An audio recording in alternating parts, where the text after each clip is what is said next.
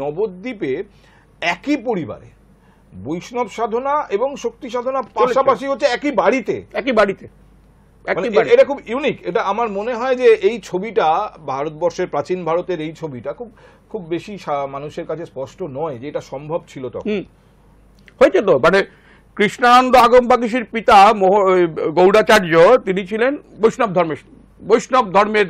এটাও একটা ইন্টারেস্টিং ব্যাপার যে বৈষ্ণব ধর্মের অনুসারী হলেও তিনি বেদজ্ঞ পণ্ডিত এবং তিনি বৈষ্ণব ধর্মের অনুসারী বেদজ্ঞ পণ্ডিত সবাই ছিলেন। তারা শাস্ত্র কৃষ্ণানন্দ তাই, মাধবানন্দ তাই, তারা শাস্ত্র পড়েছেন, টোল চালাচ্ছেন। তারা পরবর্তী প্রজন্মের ছাত্রদের বেদ শিক্ষা দিচ্ছেন, উপনিষদ শিক্ষা দিচ্ছেন, কিন্তু তন্ত্র সাধনা করছেন। হ্যাঁ, করছেন তো তন্ত্র। এরা সবাই প্রত্যেকেই শাস্ত্রজ্ঞ পণ্ডিত ছিলেন।